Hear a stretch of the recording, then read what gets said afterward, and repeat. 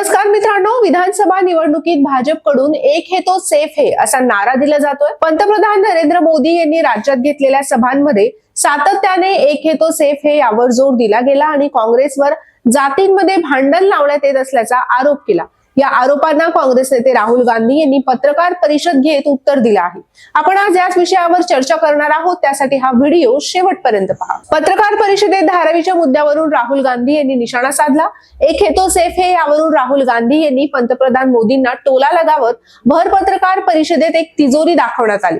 या तिजोरीतून पंतप्रधान मोदी आणि उद्योगपती गौतम अदानी यांचे फोटो काढले। तसंच धारावीचा नकाशा असलेलं पोस्टर हातात घेत राहुल गांधी यांनी जोरदार टीका केली। यावेळी राहुल गांधी म्हणाले की पंतप्रधान नरेंद्र मोदी एक है तो सेफ है असं म्हणतात ते योग्यच आहे, पण कोण एक आणि कोण सेफ असा प्रश्न आहे। एक है तो सेफ है नरेंद्र मोदी, अदानी, अमित शहा आणि कोण सेफ तर अदानी सेफ।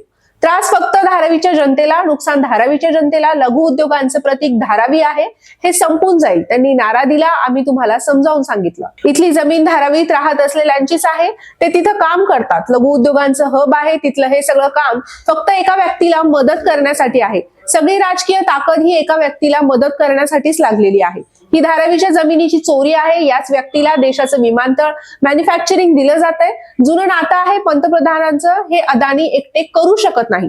पंतप्रधानांशिवाय हे होऊच शकत नाही। महाराष्ट्राचं धन हे राज्यातल्या जनतेला मिळावं की एका व्यक्तीला मिळावं का, असा सवाल सुद्धा राहुल गांधी यांनी विचारलाय। राहुल गांधी म्हणाले, जे प्रोजेक्ट महाराष्ट्राचे आहेत ते इतर राज्यांमध्ये गेले। वेदांत, फॉक्सकॉन हिसकावला, Tata Airbus, iPhone assemble project, drugs park, semiconductor plant असे अनेक प्रकल्प 7,000 कोटी रुपयांची गुंतवणूक नेली। 8 प्रकल्प तुम्ही परराज्यात पाठवले, 5 लाख युवकांचा रोजगार गेला, असा घणाघात आरोप सुद्धा राहुल गांधी यांनी केलाय। तसंच धारावीतील स्टेक होल्डरच्या सहकार्याने, सहमतीने आम्ही विकास घडवू असं आश्वासनही राहुल गांधी यांनी यावेळी दिलं। मित्रांनो, कसा वाटला हा व्हिडिओ हे आम्हाला कमेंट बॉक्समध्ये कळवा आणि आमच्या YouTube चॅनलला सबस्क्राईब करा।